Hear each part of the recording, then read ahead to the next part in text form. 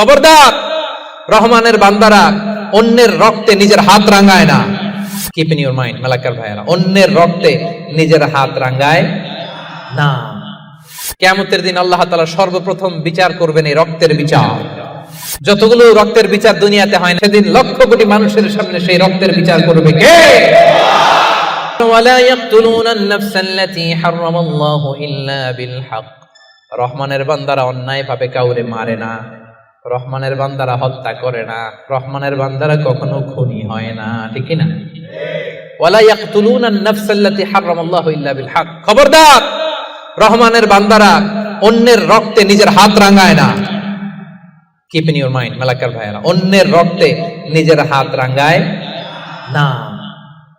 ওয়ালা ইয়াকতুলুনা আন-নাফস, আল্লাহ নাফস শব্দ ব্যবহার করেছেন। প্রাণ হত্যা করে না, মানুষকে মারে না রহমানের বান্দারা।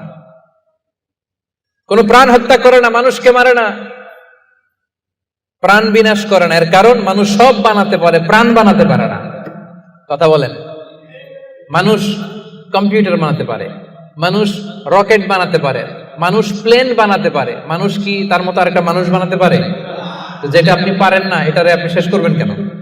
যেটা আমি বানাতে পারি না, সেটা আমি কেড়ে নিতে পারি? এজন্য খবরদার, রহমানের বান্দারা খুনি হয় না, অন্যের রক্তে নিজের হাতকে রাঙায় না, এটা বড় মহাপাপ। রব্বুল আলামিন কালামুল্লাহ মাজিদে ইরশাদ করেন, মান কাতালা নাফসান বিগাইরি নাফসিন আও ফাসাদিন ফিল আরদি ফাকান্নামা কাতালান নাসা জামিআ ওয়া মান আহইয়াহা ফাকান্নামা আহইয়ান নাসা জামিআ। যে ব্যক্তি একজন মানুষকে হত্যা করলো, সেজন্য গোটা বিশ্বের সবাইকে হত্যা করলো। আর যে ব্যক্তি একজন মানুষের প্রাণ বাঁচিয়ে দিল, সেজন্য গোটা বিশ্বের সব মানুষের প্রাণ বাঁচালো। পড়েন সুবহানাল্লাহ। কি সুন্দর ইসলাম! দেখেন, আমাদের জান,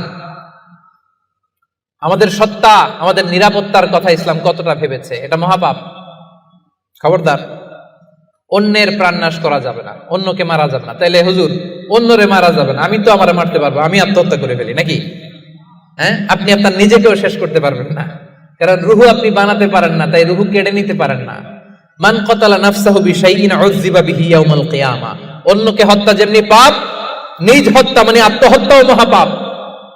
যে ব্যক্তি যে জিনিস দিয়ে নিজেকে হত্যা করবে, কিয়ামতের দিন ওইটা দিয়েই তার শাস্তি হবে। বিষ খেয়ে যে মারা যাবে, কিয়ামতের ময়দানে কঠিন বিষ শুধু সে খেতেই থাকবে। স্ট্যাবিং করে ছুরি ঢুকিয়ে যে মারা যাবে, ছুরি ঢুকাতেই থাকবে। গলায় ফাঁস লাগিয়ে যে মেয়েটা মারা গেল, ওর শাস্তি জাহান্নামে শুধু ফাঁস লাগাতেই থাকবে, লাগাতেই থাকবে। কিয়ামতের দিন আল্লাহ তাআলা সর্বপ্রথম বিচার করবেন এই রক্তের বিচার। সর্বপ্রথম বিচার হবে কাবিলের। আউয়ালু মান সান্নাল কাতলা ফিল আরদ।